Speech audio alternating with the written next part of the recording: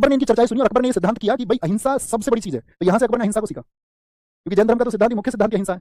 आपको पता होगा उनसे पहले जो 23वें गुरु थे पार्श्वनाथ, उन्होंने क्या कहा था? उन्होंने 4 एजुकेशन दी थी आपका। वो तो पहले से थी, ऐसा नहीं था कि महावीर स्वामी ने उसी को दिया। महावीर स्वामी ने तो ब्रह्मचर्य का सिद्धांत दिया था। हम सब करके बताएं कितने लोग समझते हैं ब्रह्मचर्य का क्या अर्थ होता है? सिर्फ हम सब, वो तुम्हारे दिमाग की कीचड़ नहीं। हंसते अपरिग्रह, बहुत बढ़िया, वेरी गुड। जो भी कुछ आप माने, ब्रह्मचर्य का अर्थ सब समझते हैं। और एक्चुअल परिभाषा अपने कागज पर लिखना, बाद में लिख लो, पहले लिख लो तुम 10 सेकंड में एक परिभाषा लिख लो, थोड़े से शब्द जो तुम ब्रह्मचर्य के बारे में समझते हो। तो महावीर स्वामी ने 5वां सिद्धांत दिया ब्रह्मचर्य, तो उनका कहना क्या था? उनका कहना था कि ब्रह्म का लिए जो आचरण होना चाहिए, ब्रह्म क्या है? ब्रह्म है परम ज्ञान। ब्रह्म यानी इल्यूजन, ब्रह्म, ब्रह्म के लिए जो आचरण चाहिए वह ब्रह्मचर्य है।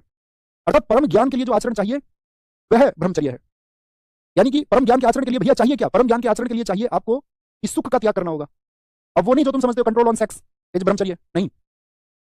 ब्रह्मचर्य का मतलब है कि आप जिस ब्रह्म ज्ञान को पाना चाहते हो उसके बीच में कोई भी सुख, जिस सुख को तुम सुख मानते हो वह नहीं आना चाहिए। फिर चाहे वो संपत्ति का हो, फिर चाहे वह शारीरिक हो, फिर चाहे वह परिवार का हो, वह आपको छोड़ देना।